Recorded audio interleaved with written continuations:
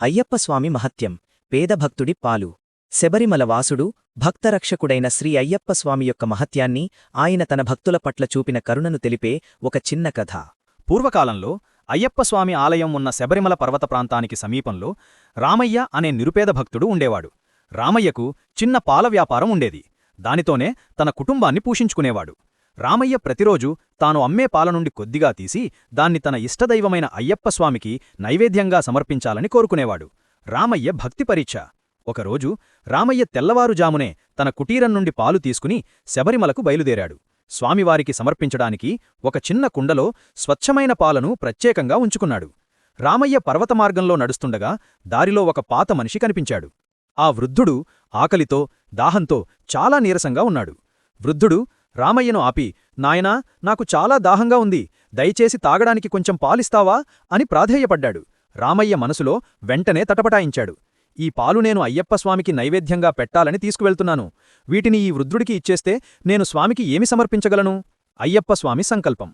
కొద్ది క్షణాలు ఆలోచించాక రామయ్య మనసులో ఒక విషయం స్ఫురించింది. ఆకలితో ఉన్న జీవికి సేవ చేయడమే నిజమైన దైవారాధన. రామయ్య వెంటనే ఆ పాలను తీసుకువెళుతున్న చిన్న కుండను వృద్ధుడికి అందించాడు. ఆ వృద్ధుడు ఆ పాలను తాగి రామయ్యను మనస్ఫూర్తిగా దీవించి, నువ్వు నా ఆకలి తీర్చావు, తప్పకుండా నీకు మంచి జరుగుతుంది అని చెప్పి వెంటనే అదృశ్యమయ్యాడు. రామయ్య స్వామికి నైవేద్యం సమర్పించలేకపోయానని బాధపడుతూనే ఖాళీకుండతో శబరిమల చేరుకున్నాడు.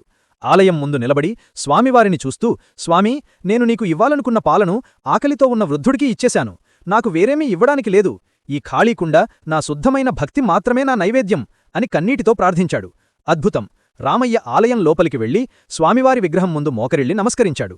అంతలోనే ఆలయ పూజారి పరుగున వచ్చి రామయ్యను ఆపి ఆశ్చర్యంగా అడిగాడు, ఓ భక్తుడా, నువ్వు స్వామికి ఏమి సమర్పించావు? ఈ క్షణంలోనే స్వామివారి విగ్రహం చుట్టూ పాలవాసన, పాలధారలు కారుతున్నాయి. ఇంత అద్భుతం ఎప్పుడూ జరగలేదు.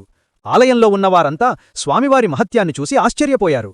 అప్పుడు రామయ్య తాను దారిలో వృద్ధుడికి పాలు ఇచ్చిన సంఘటన చెప్పాడు. మహత్యం యొక్క రహస్యం. అప్పుడు అక్కడ ఉన్న జ్ఞానులు, రామయ్యా, నువ్వు దారిలో చూసిన ఆ వృద్ధుడు ఎవరో కాదు, సాక్షాత్తు అయ్యప్పస్వామియే. నీ భక్తిని, దయాగుణాన్ని పరీక్షించడానికి ఆయన ఆ రూపంలో వచ్చారు. నువ్వు ఆకలితో ఉన్న జీవికి చేసిన సేవను ఆయన ప్రేమపూర్వక నైవేద్యంగా స్వీకరించారు అని చెప్పారు. ఈ సంఘటనతో అయ్యప్పస్వామికి స్వచ్ఛమైన భక్తి ముఖ్యం, ఆడంబరం కాదని నిరూపించబడింది. సందేశం: అయ్యప్పస్వామి మహత్యం ఏమిటంటే జీవకారుణ్యం మరియు నిస్వార్థ సేవ నిజమైన భక్తికి మార్గాలు. ఆకలితో ఉన్నవారికి సహాయం చేయడమే స్వామికి అత్యంత ప్రీతిపాత్రమైన పూజ.